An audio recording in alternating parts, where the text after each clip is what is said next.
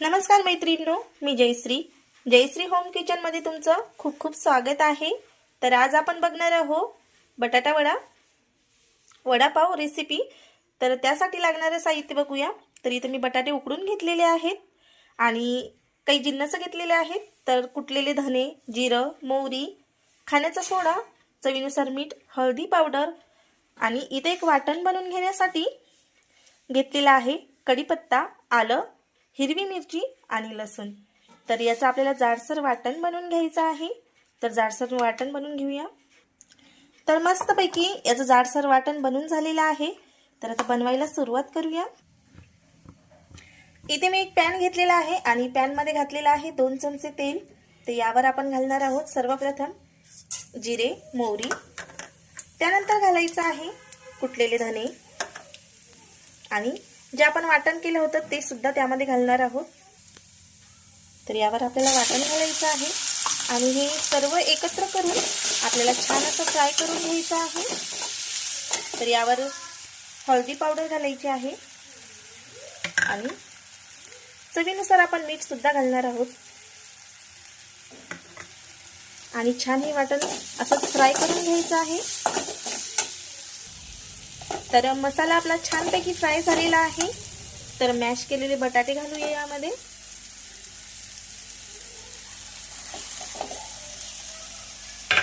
आणि छान एकजीव करून घ्यायचा आहे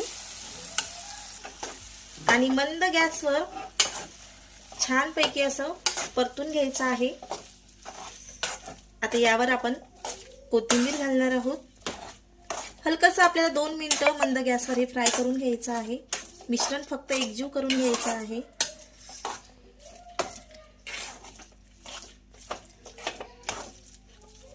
तर आपलं छान असं फ्राय झालेलं आहे।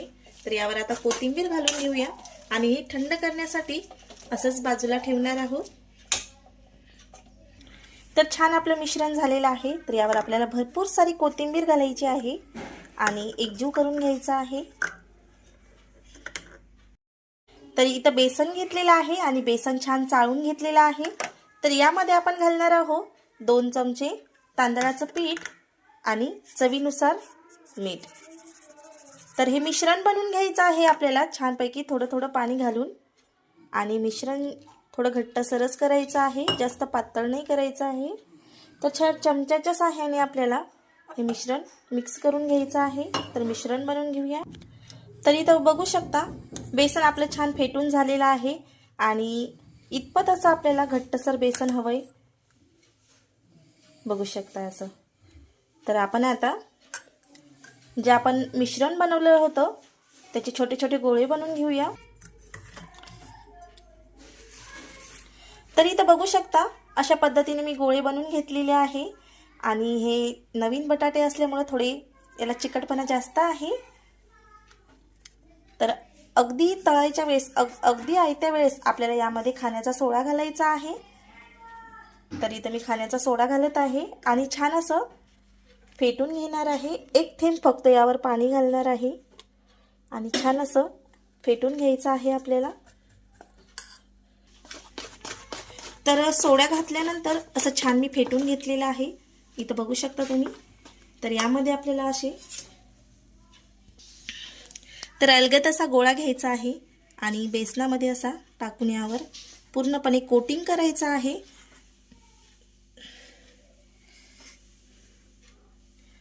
आणि अशा पद्धतीने हा आपल्याला तेलामध्ये सोडायचा आहे। तर मी तेल आधीच गरम करायला ठेवलेलं होतं। परत एक गोळा घ्यायचा आहे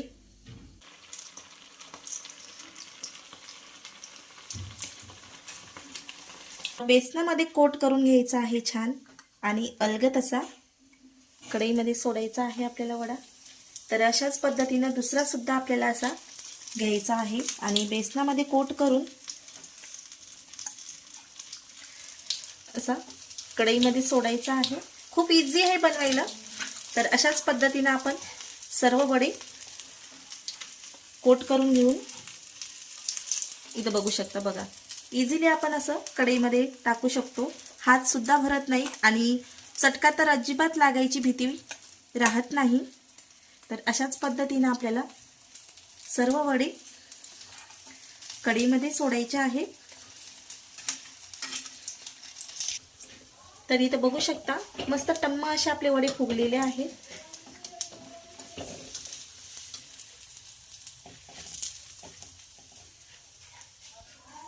तर हा मी मोठ्या साईजमध्ये बनवलेले आहेत. हवं तर तुम्ही छोट्या साईजमध्ये सुद्धा बनवू शकता किंवा चपट्या साईजमध्ये तुम्ही सुद्धा हे बनवू शकता, तुम्हाला जसं आवडेल तसं.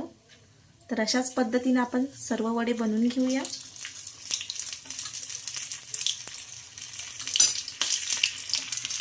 तर बनवायला खूप सोपे आहे.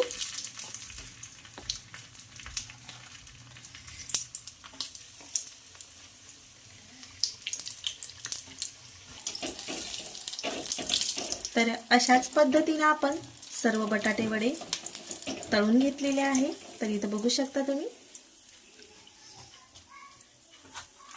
तर रेडी झालेले आहेत आपले बटाटे वडे.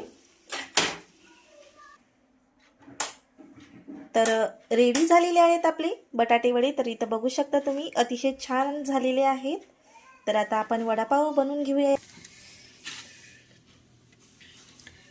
तर आपल्याला इथं 6 पाव घ्यायचा आहे आणि हा बटाटा वडा, त्यावर मी चटणी सुद्धा बनवलेली आहे. तर ही चटणी अशी ठेवायची आहे आणि